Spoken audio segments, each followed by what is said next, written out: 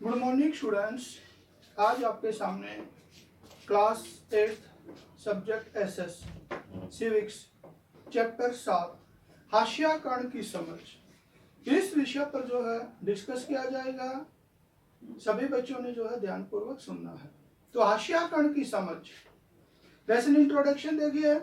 हाशियाकरण ऐसी प्रक्रिया जिसमें किसी व्यक्ति को गतिविधियों के केंद्र बिंदु से निकालकर एक सिरे पर महत्वहीन करके छोड़ दिया जाता है। तो हाशियाकरण का मतलब यह है कि कोई भी व्यक्ति है, कोई भी समुदाय है, उसे जो है मुख्य केंद्र बिंदु से हटाकर उसे जो है बिल्कुल किनारे पर छोड़ दिया जाता है और उस चीज का जो है उस व्यक्ति को, उस समुदाय को जो है एहसास भी होता है। ऐसी स्थिति को जो है हाशियाकरण कहा जाता है। हाशियाकरण के कारण, तो हाशियाकरण के अनेक कारण हो सकते हैं। आर्थिक रूप से कमजोर होना, सामाजिक व राजनीतिक पिछड़ापन और अल्पसंख्यक समुदाय से संबंध रखना, ये सारी चीजें जो है हाशियाकरण से संबंधित होती है। आदिवासी वे लोग जो जंगल के मूल निवासी होते हैं। तो जो आदिवासी होते हैं वो जंगल के मूल निवासी होते हैं और प्राकृतिक परिवेश से ही अपनी आजीविका कमाते हैं और प्राकृतिक वातावरण से ही अपनी आजीविका कमाते हैं। भारत की लगभग 8% आबादी आदिवासियों की है। आज भी हमारे देश के अंदर आदिवासियों की जो आबादी है 8% लोग जो आज भी भारत के अंदर आदिवासी हैं।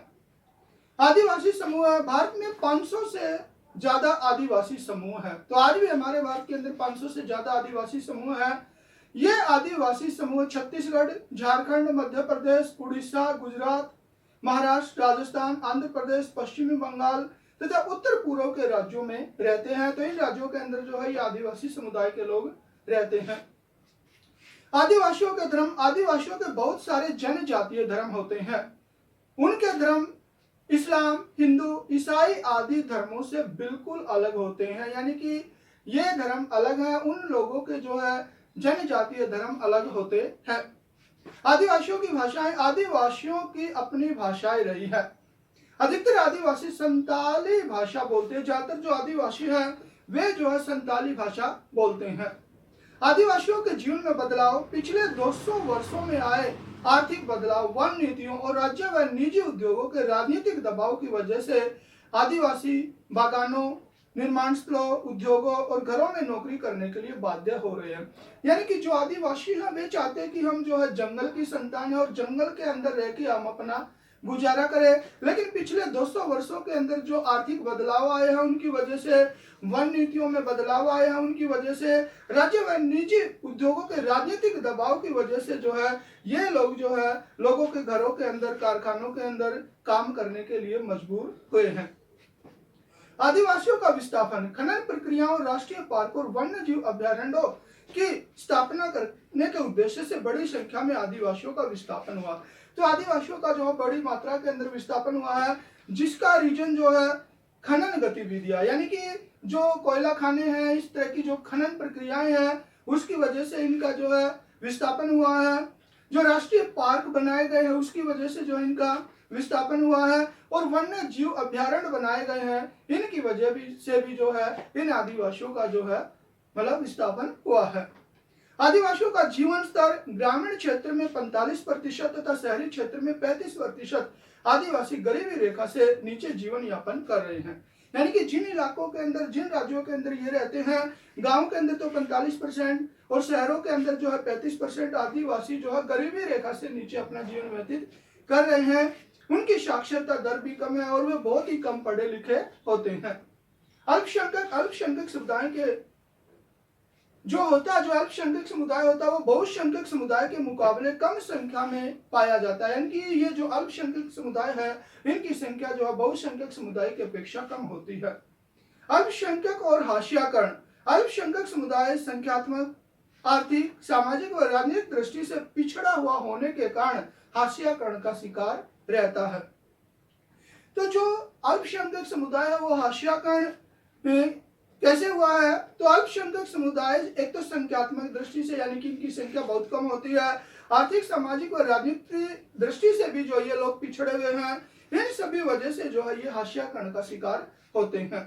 भारत में अल्पसंख्यक समुदाय, भारत में मुस्लिम, सिख, ईसाई, बौद्ध, जैन पारसी धर्म को मानने वाले लोग जो है अल्पसंख्यक समुदाय की श्रेणी के अंदर आते हैं। मुसलमान और हाशियाकरण। भारत की कुल आबादी का 13.4% मुसलमान है। सच्चर कमेटी 2005 में न्यायमूर्ति राजेंद्र सच्चर की अध्यक्षता में एक समिति बनाई गई, यानी 2005 के अंदर एक समिति बनाई गई जिसका अध्यक्ष राजेंद्र सच्चर था, जिसने भारत में मुस्लिम समुदाय की सामाजिक, आर्थिक और शैक्षणिक स्थिति का जायजा लिया। तो इस समिति के द्वारा भारत के अंदर जो मुसलमान लोग हैं उनकी जो है सामाजिक, आर्थिक और शैक्षणिक स्थिति यानी शिक्षा के क्षेत्र में उनकी क्या सिचुएशन है, इस स्थिति का जायजा जो है इस कमेटी के द्वारा लिया गया। गेटोआइजेशन, यह शब्द आमतौर पर उस इलाके या बस्ती के लिए इस्तेमाल किया जाता है जिसमें मुख्य रूप से एक ही समुदाय के लोग रहते हैं, यानी कि एक बस्ती है जिसके अंदर एक ही समुदाय के लोग रहते हैं, तो उसके लिए जो है गेटोआइजेशन शब्द का प्रयोग किया जाता है। ये तो थे बेटा आपके लेसन इंट्रोडक्शन के अंदर। अब देखिए आपके अभ्यास के प्रश्न। हाशियाकरण शब्द से आप क्या समझते हैं? अपने शब्दों में 2-3 वाक्य लिखिए। हाशियाकरण शब्द का अर्थ है ऐसी प्रक्रिया जिसमें किसी व्यक्ति या समुदाय को गतिविधियों के मुख्य केंद्र बिंदु से अलग कर दिया जाता है। तो हाशियाकरण का मतलब यह है कि चाहे कोई व्यक्ति है, चाहे कोई समुदाय है, उसे जो है मुख्य गतिविधियों से जो अलग कर दिया जाता है। इस प्रक्रिया के तहत हाशियाकरण पर धकेले गए व्यक्ति या समुदाय को बेदखली और महत्वहीनता का एहसास होता है।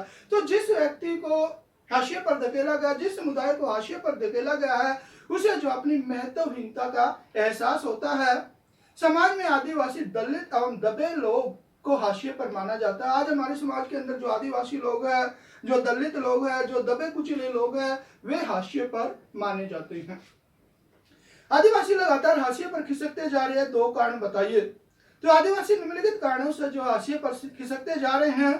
पिछले 200 सालों में आए आर्थिक बदलाव, वन नीतियों और राज्य व निजी उद्योगों के राजनीतिक दबाव की वजह से इन लोगों को जंगलों से बेदखल किया जा रहा है। यानी कि पिछले 200 वर्षों से जो है जो आर्थिक बदलाव आ रहे हैं, वन नीतियों के अंदर बदलाव आ रहे हैं, या जो उद्योगों के अंदर राजनीतिक दबाव की वजह से जो है इन लोगों को जंगलों से खदेड़ा जा रहा है, बेदखल किया जा रहा है, जिसकी वजह से ये हाशिए पर खिसकते जा रहे हैं।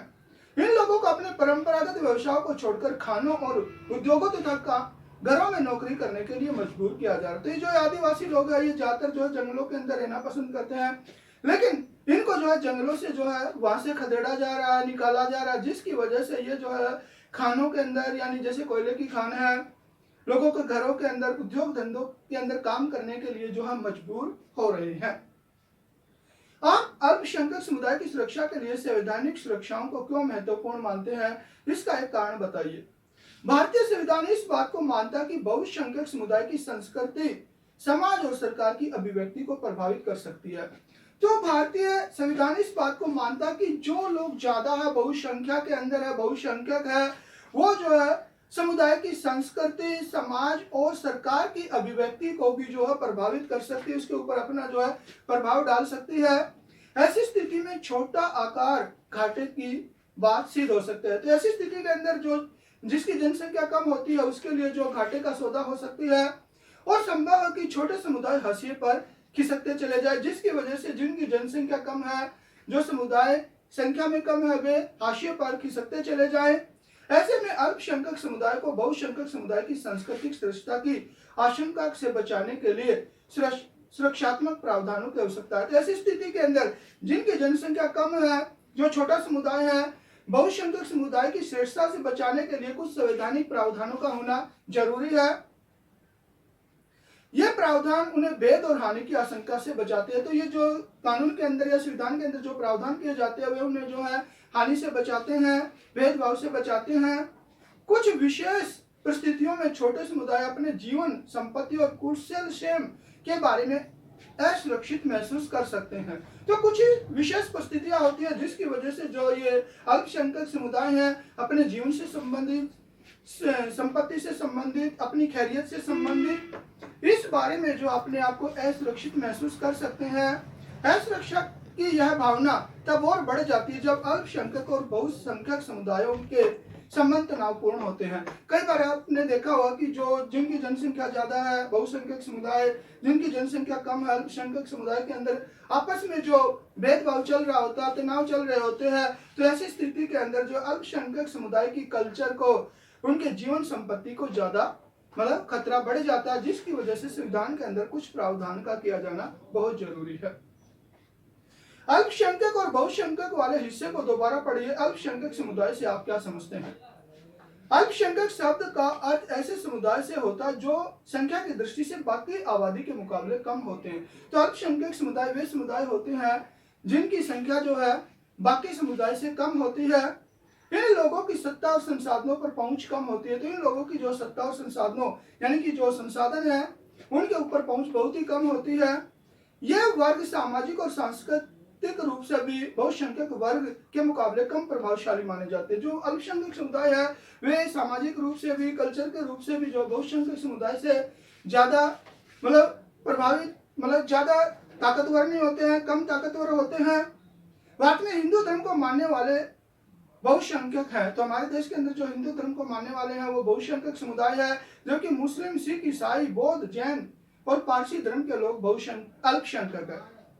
तो जो मुस्लिम है, सिख है, ईसाई है, बौद्ध है, जैन है, पारसी है, ये हमारे देश के अंदर जो अल्पसंख्यक समुदाय की श्रेणी में आते हैं। आप एक बहस में हिस्सा ले रहे, जो आपको इस बयान के समर्थन में तर्क देने की मुसलमान एक हाशियाई समुदाय है। इस अध्याय में दी गई जानकारियों के आधार पर 2 तर्क पेश कीजिए। 2001 की जनगणना के अनुसार भारत की आबादी में मुसलमानों की संख्या 13.4% है। तो हमारे देश के अंदर जो 2001 की जनगणना हुई तब हमारे देश के अंदर मुसलमानों की संख्या जो है 13.4% थी। उन्हें हाशियाई समुदाय माना जाता है। तो कम जनसंख्या की वजह से जो है इन्हें हाशियाई समुदाय की श्रेणी में रखा गया, क्योंकि दूसरे समुदाय की तुलना में उन्हें सामाजिक आर्थिक जीवन के उतने लाभ नहीं मिल पाते, क्योंकि सामाजिक रूप से, आर्थिक रूप से जो है इन्हें ज्यादा लाभ नहीं प्राप्त हो पाते हैं। इस बात के समर्थन में अगर लिखित 2 तर्क दिए गए, तो इस बात के समर्थन में कुछ तर्क दिए गए हैं जो इस प्रकार हैं। हिंदुओं के मुकाबले मुस्लिम आर्थिक रूप से कमजोर है। हिंदू लोगों के मुकाबले जो मुसलमान लोग हैं वे आर्थिक रूप से कमजोर हैं। 55.2% हिंदू कच्चे घरों में रहते हैं। तो भारत के अंदर 55.2% लोग जो है, हिंदू लोग जो है कच्चे घरों में रहते हैं, जबकि कच्चे घरों में रहने वाले मुसलमानों की संख्या 63.6% है, जबकि मुसलमानों की यह संख्या जो है 63.6% है। 43.2% हिंदू के घरों में बिजली है। तो हमारे देश के अंदर अकॉर्डिंग टू 2001 यानी 2001 के अनुसार जो हमारे देश के अंदर जो है 43.2% हिंदू लोगों के घरों के अंदर बिजली है, जबकि मुसलमानों के केवल 30% घरों के अंदर बिजली है। और दूसरी तरफ मुसलमान लोगों के घरों के अंदर जो है केवल 30% लोगों के घरों में जो है बिजली पाई जाती है। कल्पना कीजिए कि आप टेलीविजन पर 26 जनवरी की परेड देख रहे हैं। आपकी एक दोस्त आपके नजदीक बैठी है, वह अचानक कहती है कि इन आदिवासियों को तो देखो कितने रंग बिरंगे हैं, लगता कि सदा नाचते गाते रहते हैं। उनकी बात सुनकर आप भारत में आदिवासी के जीवन से संबंधित क्या बातें उसको बताएंगे? उनमें से 3 बातों को लिखिए। हमारे देश में आदिवासियों को एक विशेष तरह से पेश किया जाता रहा, आज भी और पहले भी जो हमारे देश के अंदर आदिवासियों को जो एक विशेष तरह से लगातार पेश किया जाता है। स्कूल के उत्सव, सरकारी कार्यक्षेत्र कार्यक्रमों या किताबों व फिल्मों में उन्हें सदा एक ही रूप में पेश किया जाता है, यानी कि हर जगह जो उन्हें एक ही तरह से पेश किया जाता है। ये रंग बिरंगे कपड़े पहने, सिर पर मुकुट लगाए और सदा नाचते गाते दिखाई देते हैं। ये लोग जो हमेशा नाचते गाते दिखाई देते रहते हैं। इसके अतिरिक्त हम उनकी जिंदगी की सच्चाइयों के बारे में बहुत कम जानते हैं। इसके अलावा हम आदिवासियों की जिंदगी के बारे में जो बहुत कम जानते हैं, इसलिए बहुत सारे लोग इस गलत फहमी का शिकार हो जाते हैं। इसलिए जो है ये सदा नाचते गाते दिखाई देते हैं, तो बहुत से लोग जो बहुत बड़ी गलत फहमी का शिकार हो जाते हैं। उसके जीवन की सच्चाई का वर्णन करने वाली जो बातें हैं वे इस प्रकार हैं। आदिवासी मूलतः जंगलों में रहते हैं। जो आदिवासी लोग हैं मूल रूप से जंगलों के अंदर रहते हैं और उनके जीवन का आधार होता है, और जंगल ही उनके जीवन का बेस है, मुख्य आधार है।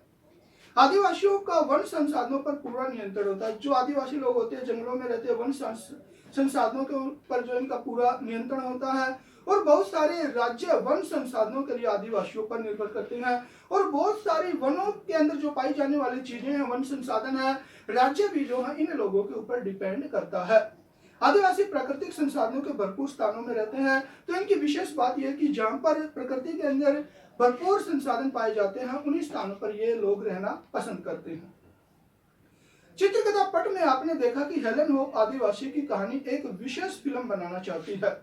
जो आदिवासी की कहानी पर जो है एक विशेष फिल्म बनाना चाहती है, क्या आप आदिवासियों के बारे में एक कहानी बताकर उसकी मदद कर सकते हैं? तो जो हेलन होप वो आदिवासियों पर एक कहानी के ऊपर जो फिल्म बनाना चाहती है, उसकी जो है क्या कुछ सहायता की जा सकती है? छत्तीसगढ़ के बस्तर जिले के जंगलों में हरिया मांझी नाम के आदिवासी का परिवार रहता था।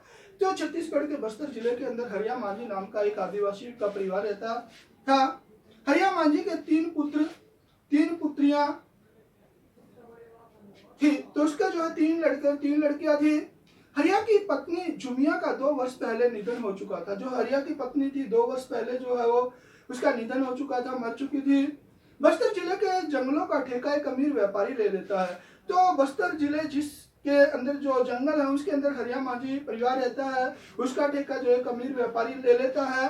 व्यापारी हरिया को जंगल छोड़कर जाने का आदेश देता है। व्यापारी कहता है कि इस जंगल का ठेका जो है मैंने ले लिया, आप इस जंगल को छोड़ के जाइए। लेकिन हरिया उसका परिवार जंगल छोड़ने को राजी नहीं होता। लेकिन क्या करता है कि जो हरिया का परिवार होता है वो जंगल छोड़ने से मना कर देता है, जाने के लिए राजी नहीं होता है। व्यापारी किराए के गुंडों से हरिया की झोपड़ी तुड़वा देता। तो व्यापारी क्या करता है कि किराए के गुंडे लेके आता है और उसकी झोपड़ी को जो है तुड़वा देता है और हरिया तथा उसके 2 बेटे को जो है बुरी तरह से घायल कर देता है। हरिया को उसके 2 बेटों को जो है बुरी तरह से पिटवाता है, घायल करवा देता है कि तीनों अपाहिज हो जाते हैं और इतनी चोट मारते हैं कि तीनों के तीनों अपाहिज हो जाते हैं। हरिया की बेटी जीमन अपनी बहनों कुटिया और सुबना व्यापारी के साथ मुकाबला करती है। तो हरिया की जो तीनों बेटियां वो व्यापारी के साथ मुकाबला करती हैं, लेकिन व्यापारी उनको जंगल से निकालने पर अड़िग रहता है। व्यापारी कहता है कि आपको जो है जंगल से निकाला जाएगा, आपको जंगल छोड़ के जाना ही होगा। एक दिन ये तीनों बहनें तीर कमान के साथ व्यापारी के अपने परिवार के साथ व्यापारी की एक दिन क्या करती है, तीनों बहनें जो है व्यापारी के ठिकानों पर जो है आक्रमण कर देती है तथा व्यापारी तथा उसके करिंदों को जान बचाकर भागना पड़ता है। तो क्या होता है कि जो व्यापारी है उसके जो किराए के गुंडे हैं उनको जो है वहां से जंगल से जान बचाकर जो है भागना पड़ता है। तीनों बहनों ने अपने परिवार के साथ व्यापारी की पराजय का जश्न मनाया। उसके बाद ये तीनों बहनें क्या करती है कि व्यापारी को वहां से खदेड़ देती है, उसके करिंदों को वहां से खदेड़ देती है और अपने परिवार के साथ जो है खुशियां मनाती है। लेकिन तभी व्यापारी भारी पुलिस लेकर आ जाता है। लेकिन तभी क्या होता है कि व्यापारी के द्वारा पुलिस लेकर आई जाती है और हरिया के सारे परिवार को बंदी बनाकर ले जाता है और हरिया के परिवार को जो पुलिस बंदी बनाकर ले जाती है। आदिवासी जीवन से संबंधित फिल्म का प्रक्षेप हो जाता है। इस तरह से आदिवासी जीवन से संबंधित जो फिल्म है उसका पर्दा गिर जाता है। क्या आप इस बात से सहमत हैं कि आर्थिक हाशियाकरण और सामाजिक हाशियाकरण आपस में जुड़े हुए हैं? क्यों? यह एक तथ्यात्मक सच्चाई है कि आर्थिक हाशियाकरण और सामाजिक हाशियाकरण आपस में जुड़े हुए हैं। तो यह एक वास्तविक सच्चाई है कि जो आर्थिक हाशियाकरण है, सामाजिक हाशियाकरण है, वे आपस के अंदर जो है जुड़े हुए हैं। समाज के वे वर्ग जो आर्थिक रूप से पिछड़े हुए, समाज के अंदर वे वर्ग जो आर्थिक रूप से कमजोर है, पैसे के मामले में कमजोर हैं, सामाजिक रूप से भी हाशिए पर होंगे, वे सामाजिक दृष्टि से भी जो हाशिए पर पाएंगे। आर्थिक रूप से पिछड़े लोग शैक्षणिक क्षेत्र में अधिक ऊंचे नहीं उठ सकते। जिन लोगों के पास आर्थिक स्थिति अच्छी नहीं है, पैसा नहीं है, वे जो है आपके शैक्षणिक यानी शिक्षा के स्तर के अंदर भी जो है ऊंचा नहीं उठ सकते हैं, जिसके कारण वे सामाजिक रूप से भी पिछड़ जाते हैं। शिक्षा के क्षेत्र में ऊंचा न उठने की वजह से वे सामाजिक रूप से भी जो है पिछड़ जाते हैं। तो इसलिए हम साफ तौर पर कह सकते हैं कि जो लोग आर्थिक हाशियाकरण पर है वे सामाजिक हाशियाकरण पर भी होते हैं। तो बच्चों आज आपके सामने जो है सिविक्स में चैप्टर 7 हाशियाकरण, इस विषय पर जो है हाशियाकरण की समझ, इस विषय पर आपको लेसन इंट्रोडक्शन अभ्यास के सभी प्रश्न समझा दिए हैं। सभी बच्चों ने जो है इसे अच्छी तरह से सुनना है और याद भी करना है। धन्यवाद।